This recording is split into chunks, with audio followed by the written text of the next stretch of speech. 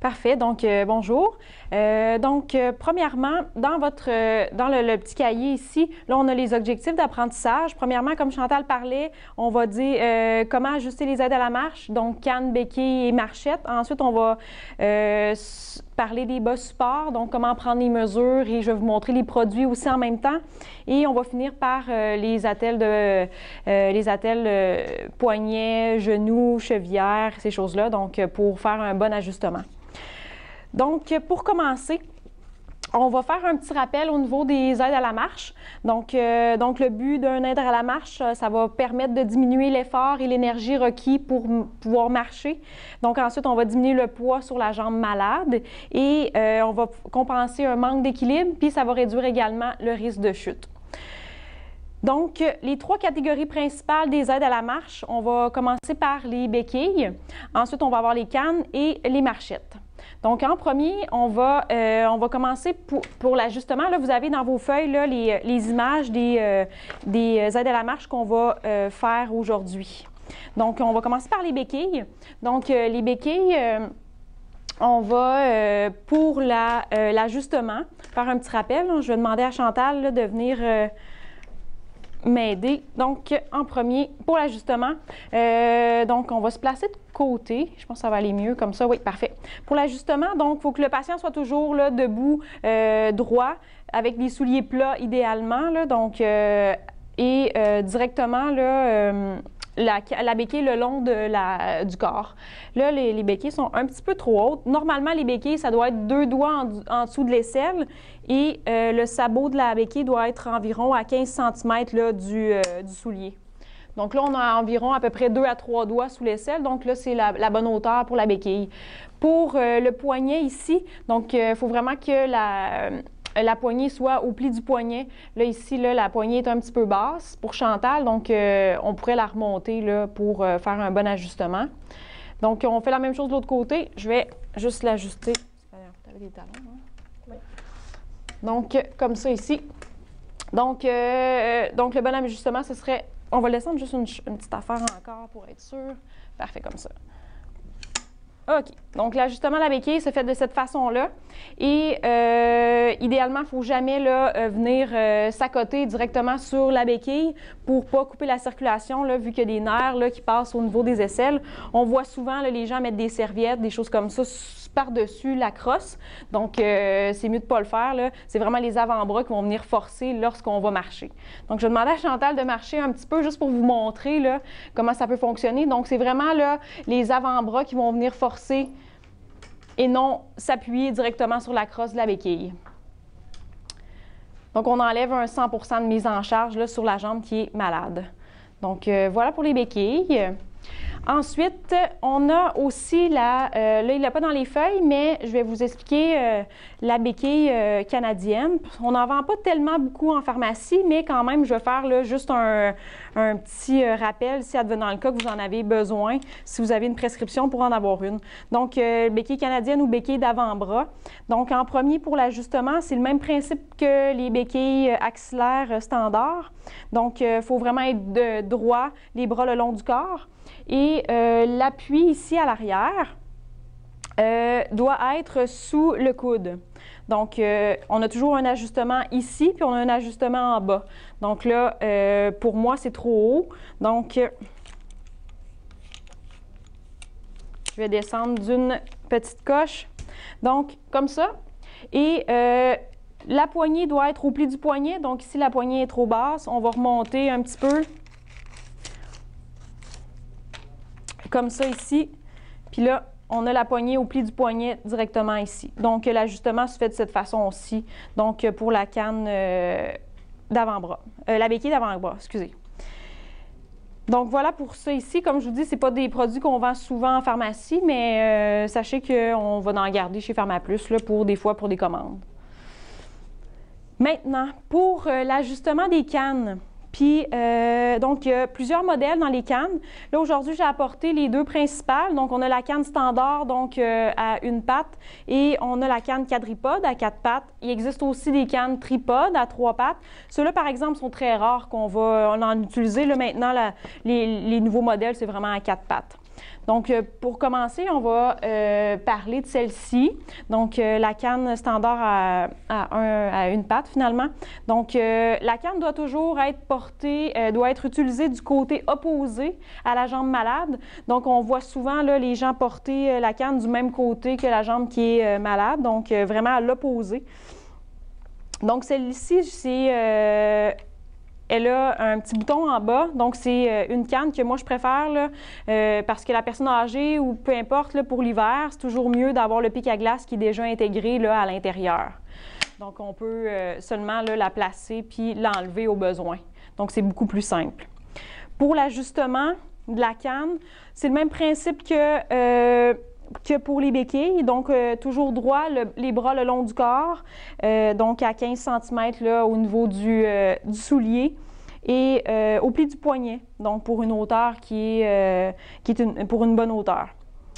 Si la canne est trop basse, là, la personne va vraiment être penchée par en bas. Si la canne est trop haute, là, on va voir des épaules souvent là, relevées comme ça. Donc le bon ajustement, c'est vraiment important. Aussi, qu'est-ce que je pourrais bien dire? Oui, pour l'embout, je me fais beaucoup de poser de questions en pharmacie, comment choisir le bon embout. Pour le choisir, on enlève tout simplement l'embout de caoutchouc qui est présent. Puis pour savoir, il faut mesurer le diamètre de l'embout. Donc on prend un petit galon, puis on mesure le diamètre là, du bout de la canne. Puis sur les boîtes là, des embouts, c'est toujours marqué 3/4 de pouce ou 1 pouce. Donc c'est de cette façon-là qu'on va venir choisir. Puisque celle-là, dans le fond, elle a un pic à glace déjà intégré, bien, il faut choisir les embouts avec un trou naturellement. Là. Donc, voilà pour la canne la canne standard. Ensuite, pour la canne quadripode, pourquoi on pourrait choisir un de ces modèles-ci? Souvent, c'est les médecins habituellement qui vont les prescrire. Ça va être marqué canne quadripode sur les prescriptions.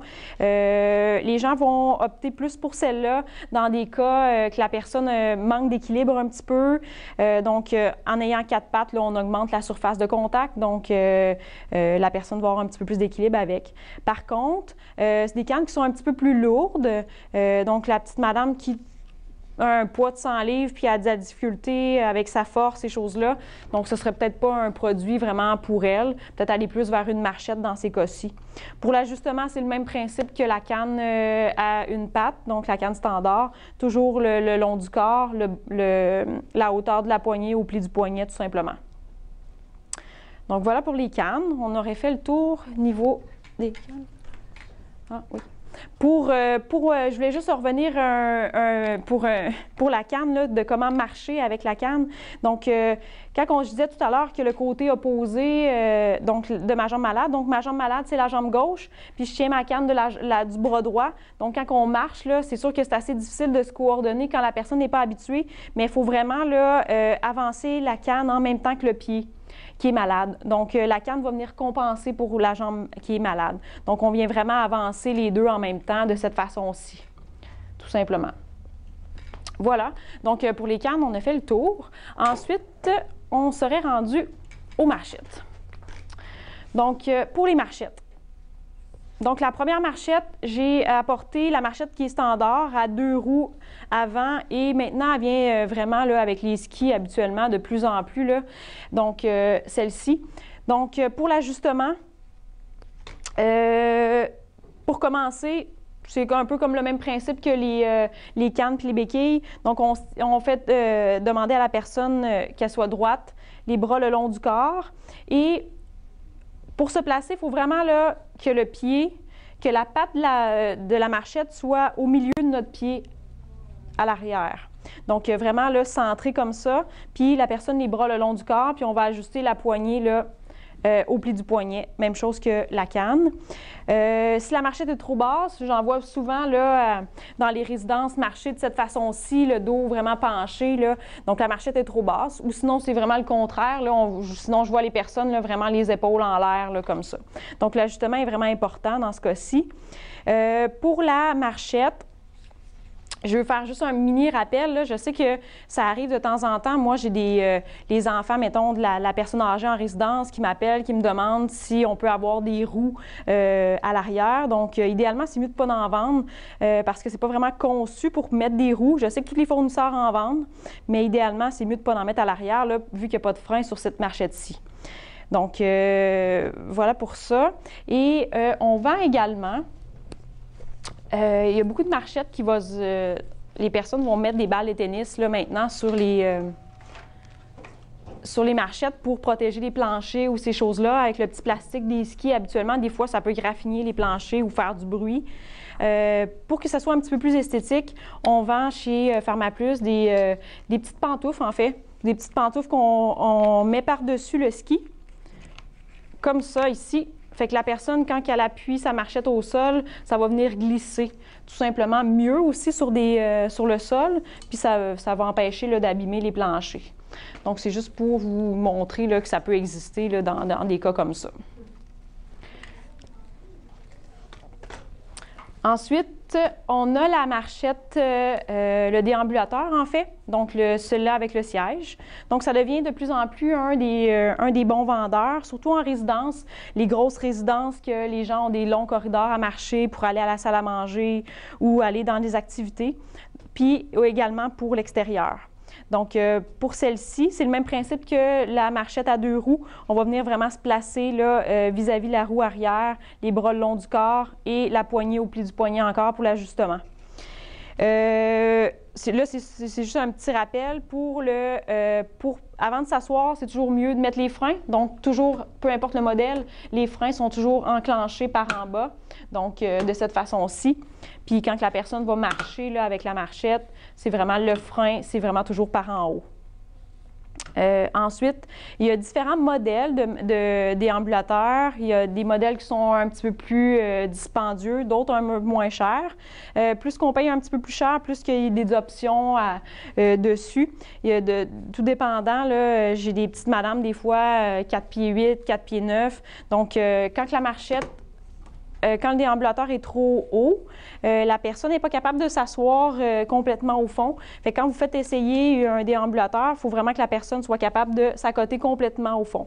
Parce que sinon, elle va venir s'asseoir, puis elle va toujours s'asseoir sur le bout du banc. Puis quand il s'assoit sur le bout du banc, des fois, c'est plus dangereux là, s'ils n'ont pas mis les freins comme il faut là, quand ils vont venir s'asseoir. Donc, il y a des marchettes qui ont des hauteurs. Donc, des fois, c'est d'appeler des fois au service à la clientèle. Ils vont pouvoir vous dire là, les déambulateurs qui sont ajustables en hauteur, tout simplement. Voilà pour le déambulateur.